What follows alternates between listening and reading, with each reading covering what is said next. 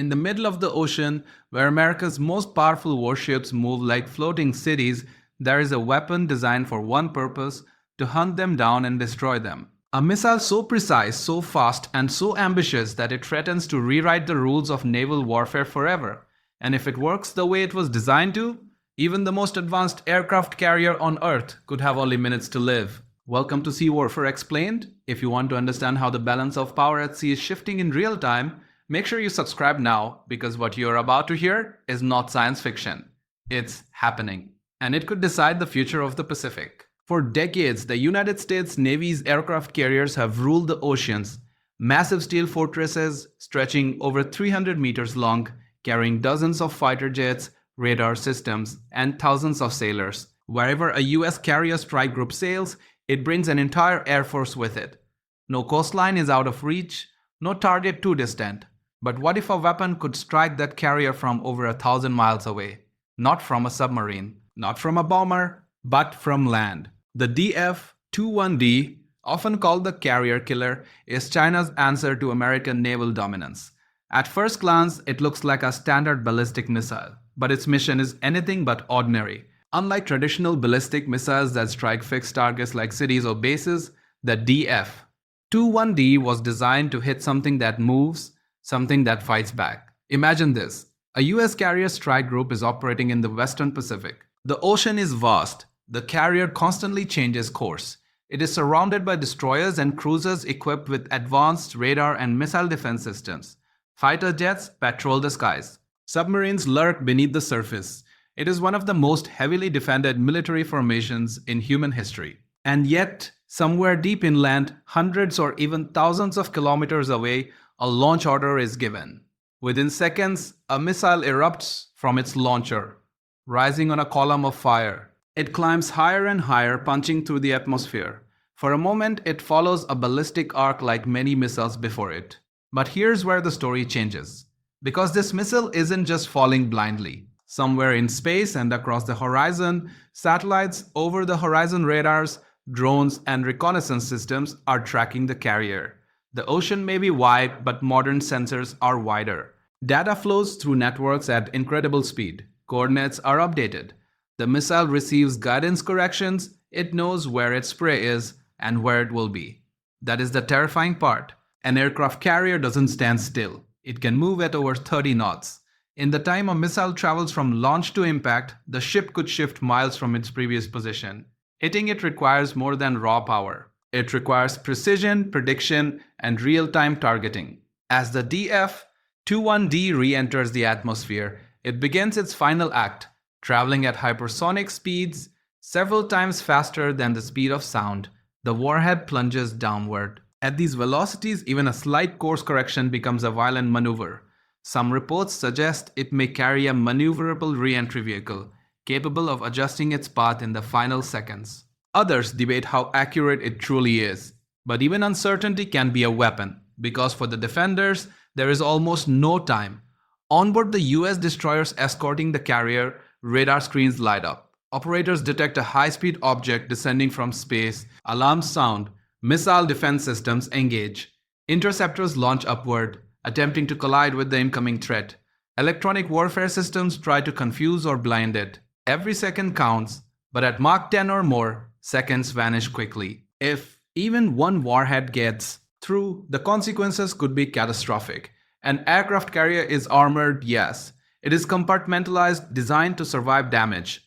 But a direct hit from a ballistic missile traveling at hypersonic speed carries enormous kinetic energy. The impact alone, even before considering explosives, could tear through flight decks, ignite fuel, detonate munitions, and cripple operations.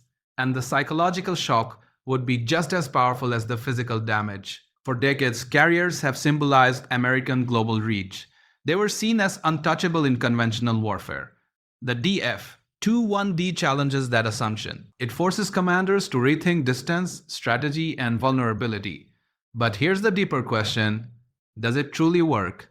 That is where the mystery intensifies. Much of what we know about the DF-21D comes from open source intelligence, military analysis, and limited testing reports. China has conducted missile tests in the South China Sea, demonstrating anti-ship ballistic capabilities. Analysts believe the range could exceed 1,500 kilometers, enough to push US carriers far from contested coastlines. And that changes everything. If carriers must operate farther away to stay safe, their aircraft have to fly longer distances. That reduces sortie rates, it complicates logistics, it alters response times in a crisis over Taiwan or in the South China Sea even.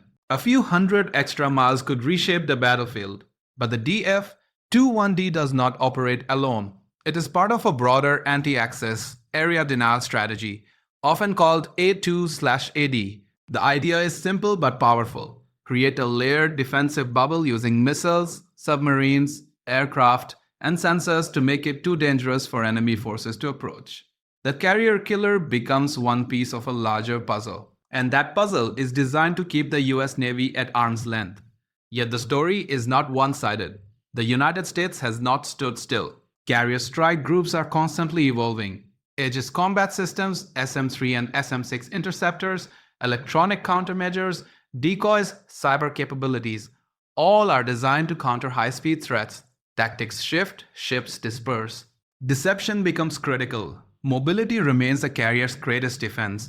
Because finding a carrier is one challenge, hitting it is another. Destroying it is something else entirely. Some experts argue that real-world combat is chaotic. Satellite networks can be disrupted, data links can be jammed, weather can interfere. A moving naval battle is not a static test range. The DF-21D's true combat effectiveness remains unproven. But in warfare, perception shapes reality. If commanders believe their carriers are at risk, they act differently. If allies question whether US forces can operate freely in contest, de-waters alliances shift. If adversaries feel empowered by new capabilities, deterrence dynamics change. That is the real impact of the DF-21D. It represents a shift from sea-based dominance to land-based reach. It signals that the oceans are no longer a guaranteed sanctuary for surface fleets. It reminds us that technology is constantly challenging old assumptions. And perhaps the most unsettling part is this: the DF-21D is not the end of the story. Newer missiles with even greater range and speed are already emerging. Hypersonic glide vehicles, advanced targeting networks, artificial intelligence-driven surveillance. The race between sword and shield continues, accelerating year by year. So the question becomes, can the aircraft carrier survive the age of the carrier killer? History shows that no weapon system remains dominant forever. Battleships once ruled the seas until aircraft proved them vulnerable. Now carriers face their own test. Will they adapt and remain the centerpiece of naval power, or will they slowly transform into something different under the pressure of new threats? Out there, beyond the horizon, carrier strike groups still sail. Their decks still launch jets into the sky. Their radars still sweep the waves. And somewhere, deep inland, missiles stand ready in silent launchers. Between them lies a vast ocean and a fragile balance of power. The DF-21D may never be fired in anger, or one day it might change naval history in a matter of minutes. And if that day ever comes, it won't just be a battle at sea. It will be a moment that proves whether the era of the supercarrier still commands the ocean, or whether a missile rising from the land has quietly ended it.